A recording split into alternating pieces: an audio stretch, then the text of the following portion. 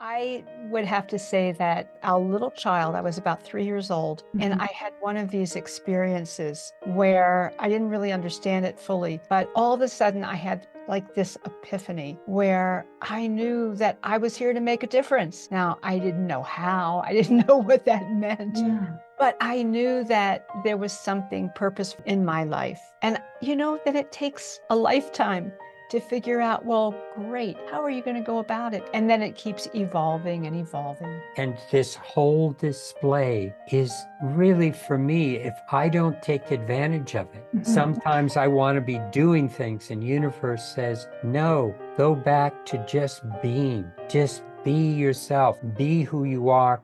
Be with your tools. Be an experience. This is for you to experience. Digital audio health by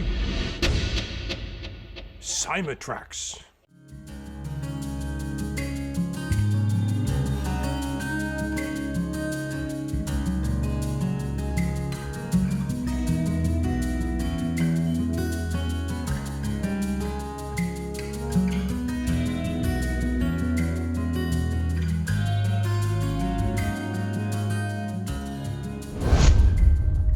I'd like to welcome to the show Gregory and Gail Hoag, who has spent a lot of time in studying and teaching sacred geometry.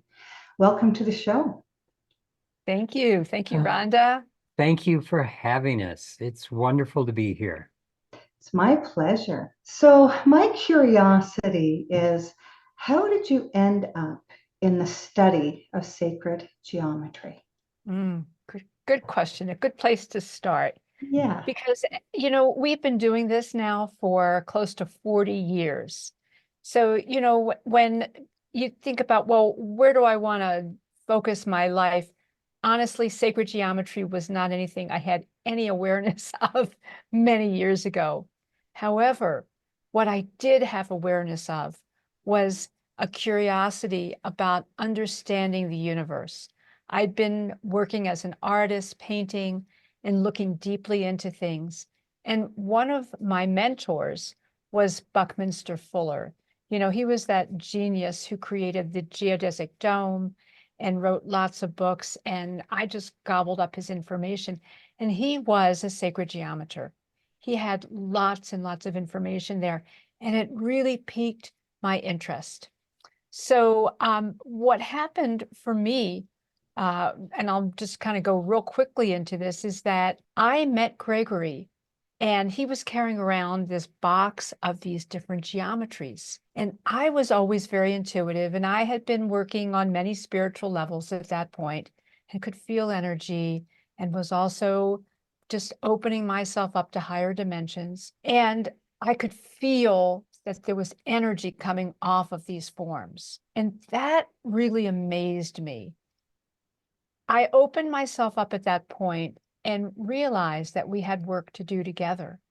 And in fact, Buckminster Fuller was a little behind that because I felt as if I was looking for a partner that could help me understand some of the information that I was getting as I had asked for in meditation and to channel the energy of Buckminster Fuller after he had passed. And so I was receiving all kinds of great dialogues from him, but it was beyond my understanding of math and science. And so I said, hey, either bring me somebody who I can do something with this about, or just slow this down.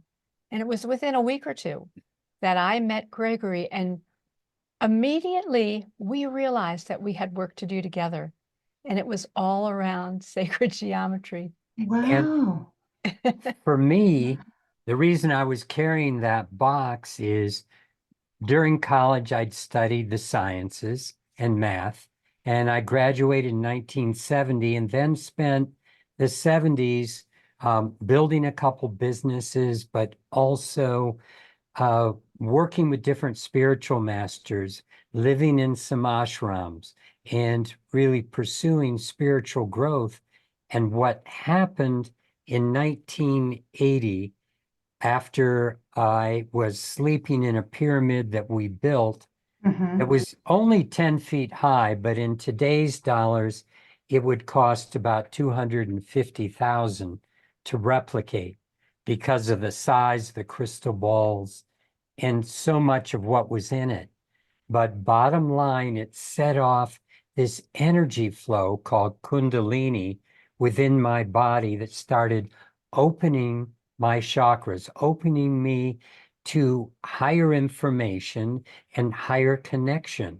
So the box of geometries that I was carrying around were things that were shown to me on these higher levels, and I was building what I was shown and communicating with higher dimensional energies and beings. And I was ending up with geometries that when I shared them with people, they could often feel the energy, which really perplexed my scientific aspect of thinking. And I was going, what is going on?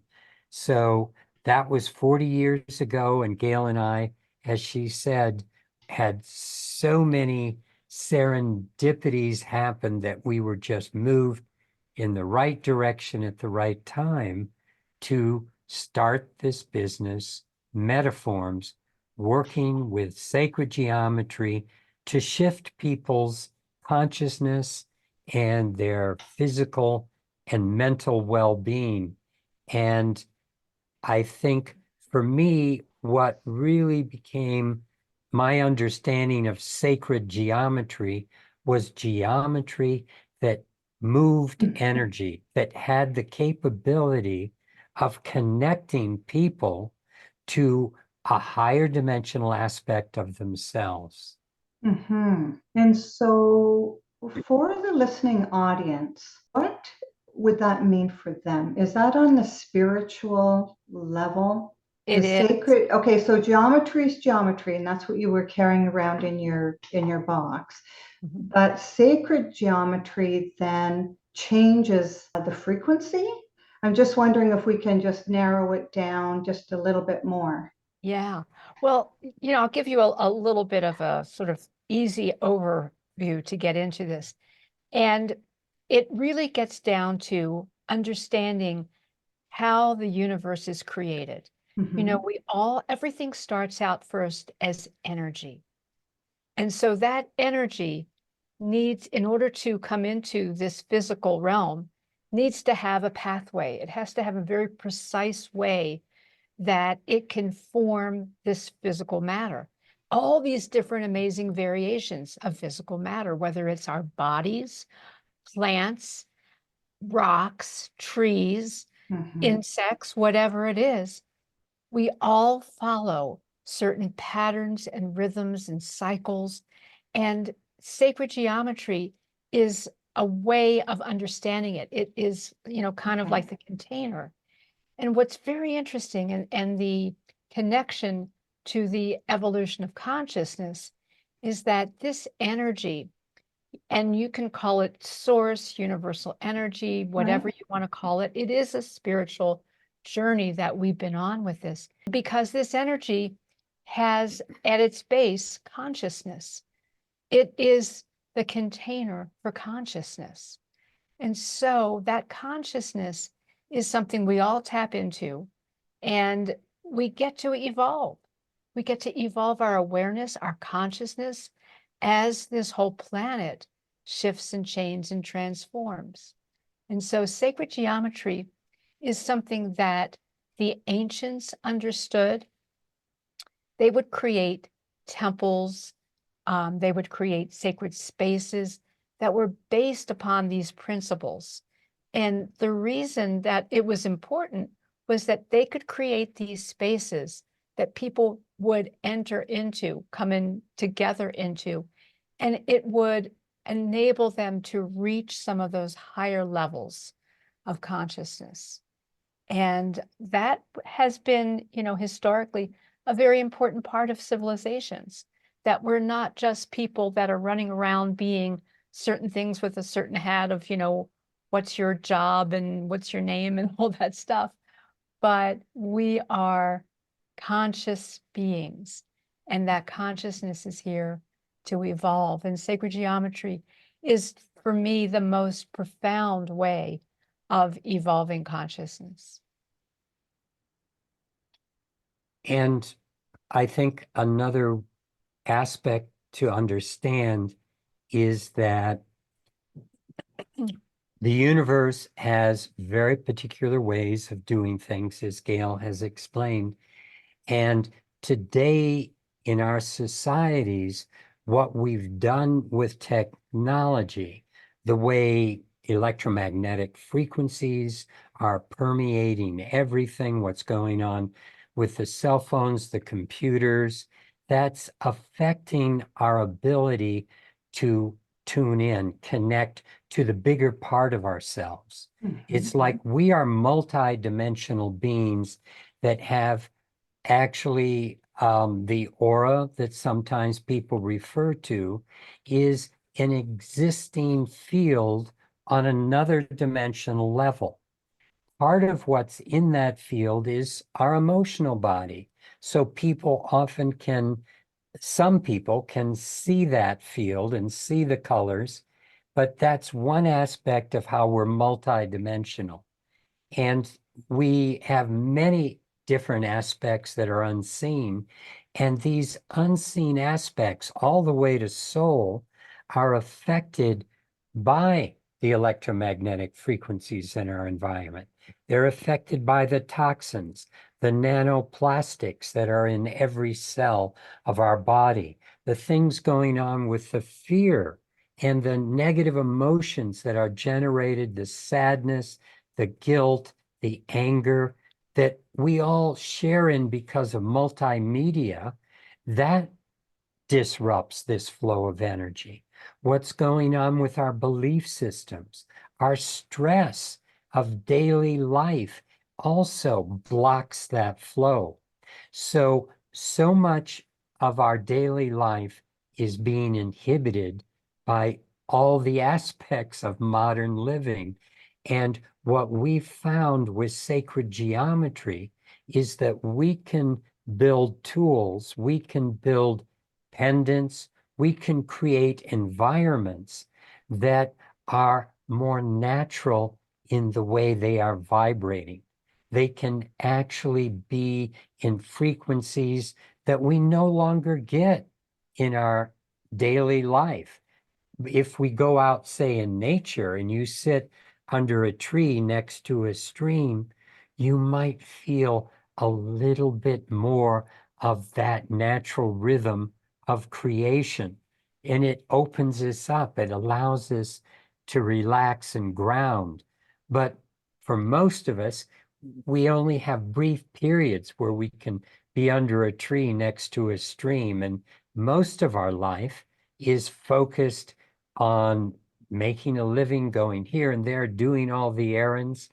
And that's where our tools are able to bring in those same frequencies that allow more clear thinking, that allow serendipity to happen, that allow our energy field to even shift such that it shifts everything in our environment.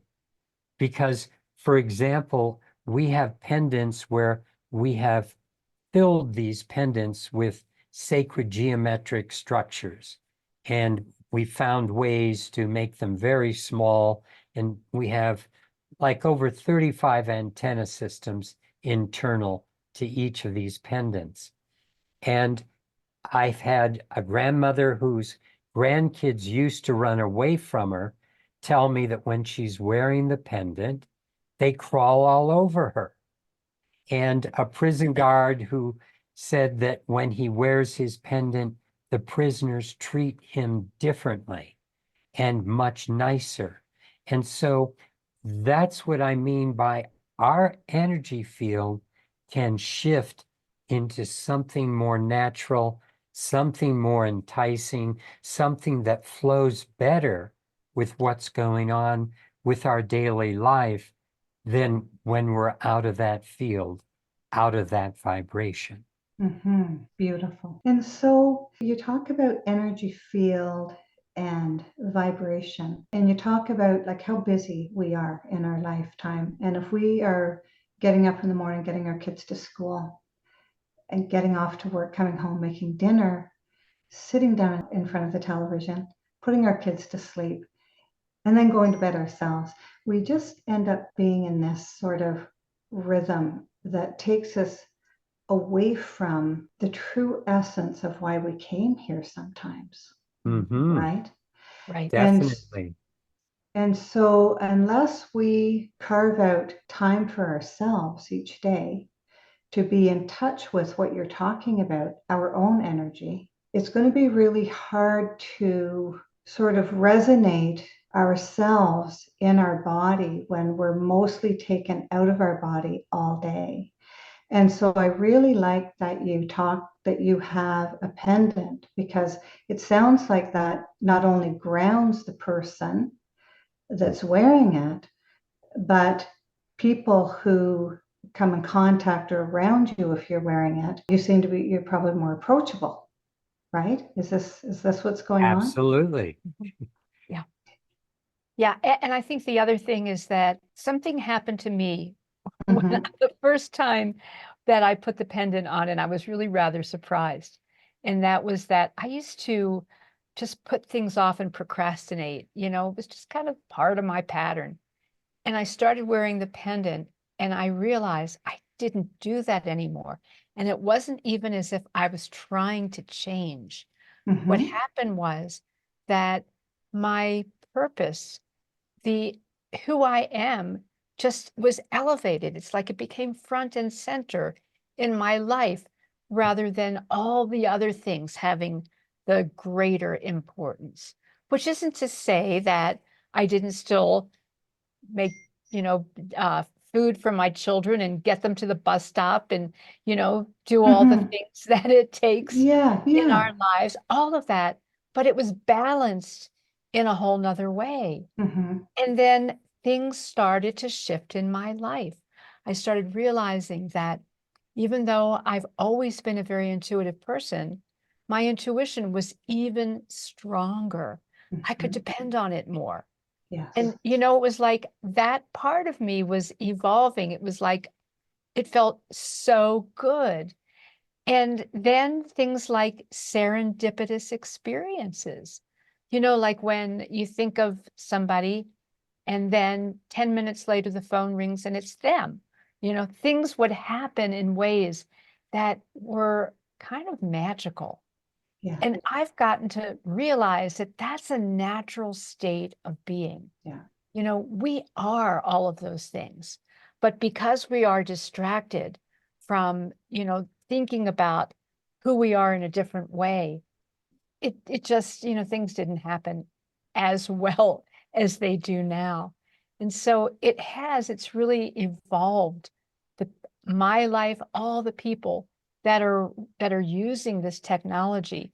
And the reason that we wanted to create a pendant is that it could be on somebody at their heart chakra all the time they were wearing it.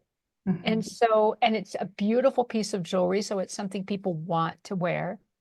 And I found that people have had experiences in their relationships that have been even better because they're not reacting. It's like we have a psychologist, and the way that she put it, I loved. She said, it's like it gave me the ability to stop and take a breath so that you don't have to always be on automatic pilot, which we tend to be a lot. And that makes big changes in relationships. It certainly does. Yeah. This reacting to what's going on in our field, sometimes not good for us. It's not good for our heart. That's right. And so that calmness and beautiful energy that you're saying this pendant gives you, what a gift that is, and what a gift to people that you're meeting and greeting. Because, but isn't sacred geometry, isn't it the language of the universe? Absolutely. And so that's what we're saying. This is the way the universe speaks. This is the way the universe operates. And so much of what we've done in our lives today, the buildings we build, the businesses that we form, everything, we kind of have disregarded what universe does and say to ourselves, I can do anything I want. I'm a modern human being that can build this, create that. And, so many of the things we create without understanding the big picture, Yeah. without understanding all the relationships, because that's one of the essential thing that starts happening with working with these higher vibrational fields, is we start falling into a place where we realize we are connected. We are here for the good of all, to be in service to all. And when we start seeing that in each other, when we start seeing that in the plants and the earth and the animals around us, we realize we have an incredible responsibility to be present with that love, to be present with the knowledge of what is going to be for everyone's greatest good when we perform an action, when we do something. So it's like you were saying earlier, when we get up and we can go through a day on automatic pilot, the beautiful thing about working with the pendants, working with tools like you see beside me, where we have these going in our home all the time. We have things spinning, geometries that we can be around and engaged in the energy. So it shifts our field. It Yeah. allows us to operate from a place of higher knowledge and understanding, which allows us to tap in to really anything that we need to know for the betterment of our lives and those around us. Animals do it, trees do it, plants do it automatically, and we just write it off as intuition. But some of the amazing things that happen in the animal and plant kingdom, so that they can adapt, so that they can be in real time operating from a place that optimizes their survival and well-being, is something we as human beings can also tap into on the higher dimensional levels. And we don't have to look too far. The current structures of today, the structures of the past, even as far as the pyramids, to see some of these geometric forms that are hidden from plain view, they say, in the building, especially of the pyramids. Can you speak about that? It's interesting. We have our new book out, Yes. which is Sacred Geometry, the Universal Language of Divine Alignment. And in that book, we share some information about the Great Pyramid at Giza, and a lot of it is new that's never been written down before, or curiously, we've gotten a lot of information on how to build products that can move energy, and that has given me insight into things like why the pyramid, the Great Pyramid at Giza, was built the way it was built. And for example, one aspect is that the pyramid at Giza was built in a relationship to the size of the earth, such that if the peak were at the North Pole and the center part at the equator, the circumference would be exactly equal to the circumference of the earth, the parameter of that giant pyramid. Another thing that that pyramid has in common with the earth is that if you were able to take the moon, place it right next to the earth so they were touching, and you put the peak of that pyramid at the center of the moon, then the length of one side of that pyramid would be equal to the diameter of the earth. So it's in relationship to the earth, but the ratio is 1 to 43,200. Now, that is a very particular ratio because 432, as it turns out, recently, two Polish scientists were able to visualize a photon. That is, a photon is what carries the energy in the electromagnetic spectrum. It's what carries light, the gamma waves, radio waves. And the photon has a geometry that when we look at that geometry, we can add up the number of degrees on its surface, which is what we did and shared in our book, and it's 4,320 degrees. So that 4320 there, it relates to the sun's radius, which is 432,000 miles. It relates to the speed of that photon. The speed of light is 432 squared, and it's within 0.02% of what Einstein predicted the speed of light to be. And in Egypt, they understood what was going on with the planet, what was going on with energy well enough to realize that if they work with that proportion, that ratio, they could have picked any ratio, but they picked that one in order to be congruent with the whole energy spectrum. So it's working with energy. And whoever built that pyramid understood a lot more than even the ancient Egyptians could have understood. It goes back many, many thousands of years beyond what we understand today. But the knowledge is there, the information is there. The face of the pyramid, interestingly enough, each face, the face of that pyramid is exactly equal to this geometry that's spinning behind me, where I have 60 triangles. And each of those triangles is the same proportion, the same angles as the face of the pyramid at Giza, which works with our physical body, works with the way plants grow, works with the way life is generated through something called the phi ratio. And that's incorporated into the pyramid as well. Beautiful. What an education.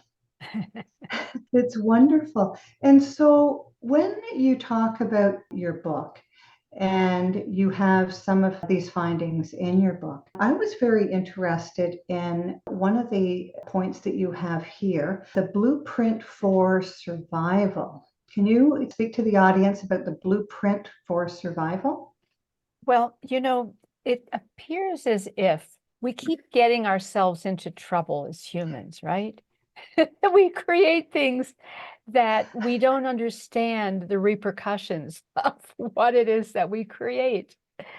And so, whether you want to look at all of the plastics in the environment and what they've done, the electromagnetic spectrum, how it's gotten so filled up with all these different things that our sweet bees have trouble navigating from one place to another. They're very sensitive to these different frequencies. And, when you go back and you look at the way Native Americans talked about, and I know they were in Canada as well, so it's not just Americans, but there was a real sense of them understanding the universe, honoring the earth, Gaia, understanding that, polluting this earth is something that has drastic repercussions. And so, we as humans have been very limited in looking at things for, maybe you could call it, immediate gratification, instead of understanding the long game. And when we look at what we've done and you'll see it really very strongly in our book.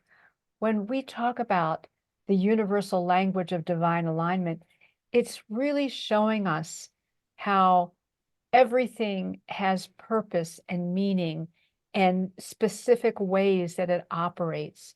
And when we're in alignment with that, things work really well. But if we're disregarding that, then that's where we get into the difficulties that we have. So the more we understand that we are here as part of, the one thing that we can count on is change. Everything is always going to change and evolve. And so in that, we see with sacred geometry that there's really a pathway of evolution that's quite profound and beautiful. And as we understand those connections, that when it comes down to it, it's all unity. And we understand and we can come back into that connectivity again, then things will start working.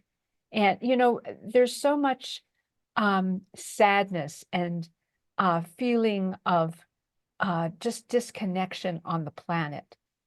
And I think a lot of the technologies and the ways that we operate have isolated people as opposed to helping us understand how we integrate together, how we really are all connected. And so everything that we've created with our tools over these 40 years is about supporting us to be connected, to be able to understand our place within it all. And the universe is showing us that we can count on it. We can count on these patterns and rhythms and cycles. It's not just one mess of things happening that's chaotic, even though it may seem chaotic at times. But the way that the universe is created, the way energy comes in, and this whole gestalt of higher awareness is a beautiful orchestration. And the more we are part of that, the more our lives work. And I wanted to add that sometimes we fail to see really the depth of the problems we face. We look at the world right now and we realize there are problems with our climate shift and climate change. And yet, that's showing us that some of the things that we're doing are off, but that's just literally the canary in the coal mine. And what it's pointing to is our survival, and not just our survival on a physical level, but our survival on a human level. Our humanity is really under siege. And when you look at what's going on with the electromagnetic frequencies and the addiction to those frequencies that are showing up in human lives, where people are needing to spend time on their computers, on their cell phones, because of what it's doing to them. It's having an effect on their physiology as well. There have been studies where you can see that someone that reads on computer screens breathes in a different way. They don't take in as much oxygen deeply. And this is going to have more and more of an effect on our brains, which are heavy oxygen users. So we're going to start watching things happen with our emotional body, where it's going to be more and more fragmented, more and more of a sociopathic aspect of humanity is going to be expressed when we don't have that balance of being fully connected to everyone and everything. And so this is over the next number of hundreds, thousands of years, we could watch a total shift of human beings that is going to make us less viable in terms of accepting and working with the compassion that's needed, with the love that's needed, with the awareness that's needed for all to live together. So that's the blueprint for, progression toward a more sane future that we speak to in our book. Mhm. And do you feel, I mean, people talk about there's a whole shift in human consciousness. I mean, it's not including everybody. I mean, humans that are becoming more conscious, we're all conscious, but what we're talking about is not just being awake conscious. We're talking about having conscious awareness of how our actions can affect others, and then changing how we react, because thinking somebody else is going to change is not going to work at all. But do you have a feeling that with the whole shift in human consciousness that's going on right now, and migration as well, do you feel that people are starting to resonate more with their spirituality, which includes sacred geometry? Absolutely. I think you could see just by so many people like yourself who are developing podcasts and talking to audiences about these kinds of topics, about evolving consciousness, and it goes in all different directions. There's a hunger for it. Even like years ago, I was a business consultant, and I would read reports about how people who were employees, they didn't care as much about making more money as they did being in an environment where they felt authentic, where they felt valued, and they felt that they could add value. So this has been going on for a long time, where I think human beings really want to be able to contribute. We are here in many ways to serve and to receive the beauty of what's here as well. And so over the number of years that we've been doing this, we've seen enormous changes. Mhm. 40 years ago, when we Yeah. were first talking about sacred geometry, people were curious. They would look at Yes. some of the tools and they go, "Oh, what's that about?" And we, tell them a little bit, and they'd get a glazed look on their face and go, "Okay." And then they go on and look somewhere else. But, I think what's happened is that there's awakening happening. There's a whole energy. There's dialogues that people can interact with like this, so that they are being stimulated to understand. And the other thing is there's a need. And I think there's a need to belong, to find our place where we come together, where we can make a difference, where we see the, tremendous issues that we have on this planet and as humans. And, there's, as much as there's a lot that looks, pretty stressful out there, I think what's under it and overriding everything is this human desire to make a difference and to create something that's better than what it is that we first stepped into. So I feel extremely optimistic about where we're at right now.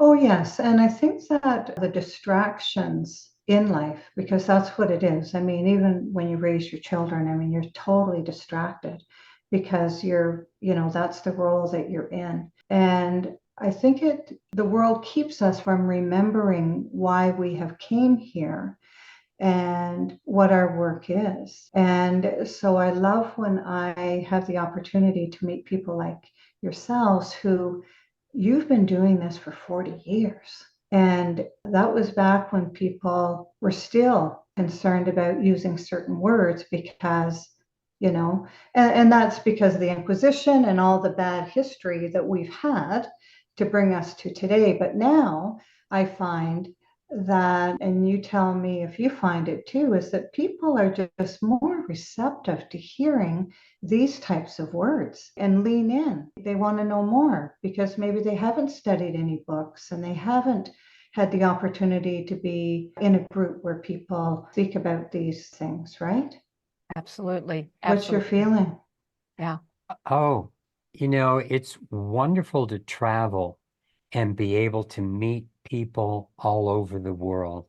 And everyone, it seems, everywhere I go, I meet people that do have a desire to open their hearts, Mhm. do have a desire to reach into something beyond where we are now. Yeah. So I feel that things are shifting, and it's important for each one of us to find groups we resonate with, to do things where we can be around like-minded people so that we can build this field more and more, because you know that's something I think we all understand. It isn't going to take everybody on the planet changing, No. but the more I can do what I do really well and share that love, share that consciousness, as you were alluding to earlier, it's,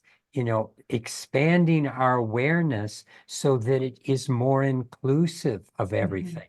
That's moving us more into those higher realms of consciousness. And so it is a wonderful time to be alive. Everything is seemingly chaotic at moments, and yet when we can find that peace within ourselves, then we can start to see the places in the world and the places and other people where it's reflected. And there is a growing sense, especially with young people. I don't, you know, it always seems like the young start growing up and they look at what came before them and they go, I can't agree to all of this. This doesn't make full sense to me. There needs to be something where we have more value placed on each other and what's going on. And I feel there are some very brilliant souls coming in to incarnation at this time as well to support us in our process of shifting. So let's each do the best we can from where we are, and universe will start bringing us together and building the systems that will take us forward in a way that will be self-sustaining. Beautiful. That's just beautiful. You're listening to Courting Your Soul with Rhonda Grant, and my guests today are Gail and Gregory Hoag. And I thank you very much for being on the show. My podcast has been treated with digital audio health by my sponsor, Simatrax. And Gail and Gregory are going to let you know how you may reach out to them and how you may buy this book. Wonderful. Thank you, Rhonda. Well, to start with, we'd love you to find our book, which can be found in Barnes & Noble and Amazon. However, if you go to our website, which is iconnecttoall.com, it's the letter I, the word connect, the number 2, the word all.com. And then if you put /chapter, that'll take you to a page where we're offering you a free chapter, the first chapter in our book, which is entitled, What is Consciousness? So we start our journey in sacred geometry talking about consciousness. And while you're on our website, iconnecttoall.com, you can explore all kinds of things. We've got lots of videos. You can go into our shop and see the different tools that we make, the pendants that we spoke to you about earlier, the different geometric structures. You can learn more about those. And if you feel so guided, you're welcome to purchase them. You know, I think that you'll enjoy also going to our YouTube channel, which is Sacred Geometry Tools. We have a wonderful channel there with lots of information. We've been putting information out for a long time. So that's how you can find us, and you can interact with us through our website, iconnecttoall.com. Oh, and by the way, if you buy our book, you can get a signed copy. So that's the other kind of a fun way of getting our book. We'll personally sign it for you. Nice, very nice. Do you feel that you've been called to your mission, crafted it, or a bit of both? You know, it's like I had no idea what sacred geometry was when I was building these things. Yeah. I didn't know that some of the things I was building, that they actually had names. Like I had a sacred geometry come along and say, oh, that's a icosahedron. I said, really? It has a name? I didn't know that. And so I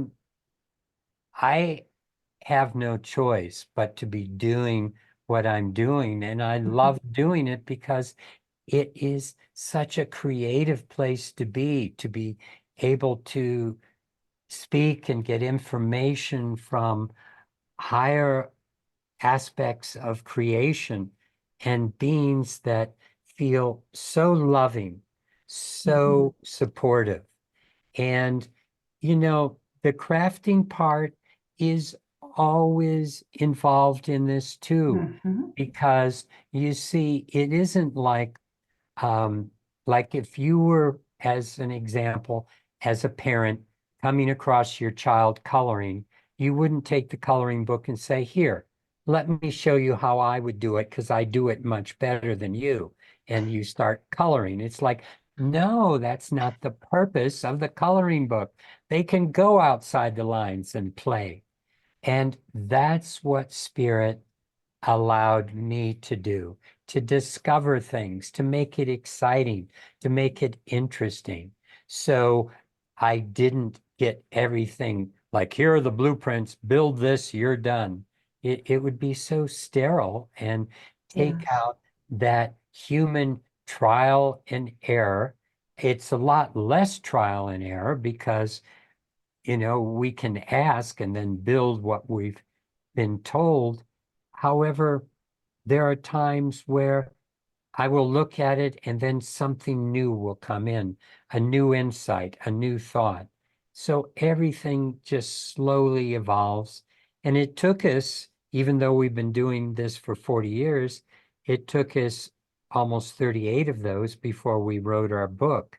People were always asking for a book, and something inside wasn't ready to do it until recently. So that was another part of the way universe shared with us. And, you know, your question's very interesting. I would have to say that as a little child, I was about 3 years old, and I had one of these experiences where I didn't really understand it fully, but all of a sudden I had like this epiphany where I knew that I was here to make a difference. Now, I didn't know how, I didn't know what that meant, but I knew that there was something purposeful in my life. And you know that it takes a lifetime to figure out, well, great, how are you going to go about it? And then it keeps evolving and evolving. And as an artist, I felt like my purpose in painting was to create environments that people could stand in front of and elevate their awareness, their consciousness to a higher level. So that was, you know, maybe in some ways preparing me for this. And the way Gregory and I got together and all the serendipity that has happened is, you know, it's like the clarity that says, yes, you were definitely meant to do this. It's very inspiring. Yeah, it really Very, very inspiring. What extraordinary discovery have you found in your life? Well, you know, I'm going to say that what sacred geometry has taught me is that, you know, I always understood how everything is connected in a very amorphous way, but then to understand it more in specifics, in ways that it works, and to have that aha that goes, wow, the way that universe is created is so brilliant, it's so exquisite that I don't have to try to manage it all. You know, I can be a participant in all of this, and my place is to help other people understand where they come into it, how they are part of this amazing oneness, and how as energy, we are all energy moving into ways that we have creative potential. And, that's a pretty amazing opportunity as a human being to work Beautiful. with that and to evolve it. Beautiful. Yes. I know for me, writing the book was an amazing experience because even though I realized how many things fit together incredibly well, I started realizing that absolutely everything in the universe is in relationship with everything else in universe. And to feel that in the depth of my being and see the perfection displayed with the construction of the moon, the construction of the earth, the construction of everything that is involving life. It is so purposeful, so related to everything else. I mean, words no longer can even begin to touch the exquisite perfection that exists around us. And as Gail said, it gives her the space to just flow with it, to be part of it. And to recognize that it means that universe has put that amount of energy, that amount of focus into you and what's going on with you and what's going on with me. And this whole display is really for me, if I don't take advantage of it, sometimes I want to be doing things and universe says, no, go back to just be yourself, be who you are, be with your tools, be an experience. This is for you to experience, not to keep, running on creating things, but just to be present and experience how wonderful it is to be alive and be present right now with who and what you are, because this is all for you. This is all for each one of us. And that's an amazing, amazing thing to discover. And what I find is that we spend most of our life trying to control everything. I don't mean it in a bad way, but I mean in a good way, controlling things. But the thing is in doing that, we interfere really with our journey because we're busy in our head instead of feeling with our heart. And I think that for me is that when a person surrenders, and I don't mean giving up or throwing away your life or anything like that, but surrendering to what you've talked about today, the messages, the intuition, the synchronicities, and having those as your guideposts and those as your leaders instead of working so hard to try and carve out something that's already been prepared for you if you just took the time, resonated in your heart, and paid attention to those signs and symbols along our journey. I think Allowing, yes. allowing, yes. That's such a big part of the whole process. Because we can work with our intent, we can work with our focus, we can work with tools like, like a hammer helps you build a house, but when you're done, you're the one that built the house. And so with each of these tools that we talk about with sacred geometry, you're the one that's really doing it. And yet you have only so much doing, and then you have to relax and come back into your beingness to allow universe to step forward and fill the space that you've just created so that you can be fulfilled and surprised and served and Mhm. all those things that are really a wonderful aspect of being in a human body. Yeah, it's pretty cool. Yeah, Yes, it it's is. totally cool. Yeah.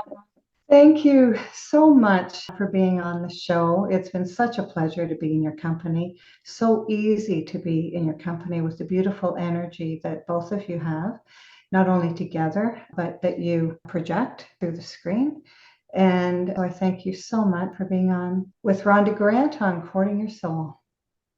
Thank you. Oh, Thank thank you, you, Rhonda. And Rhonda. blessings. Blessings. Thank you. Thank you for listening to Courting Your Soul with Rhonda Grant, whose podcast has been treated with digital audio health by my sponsor, Simatrack. Theme song for Courting Your Soul is Sun on the Water, composed and performed by John Park Wheeler.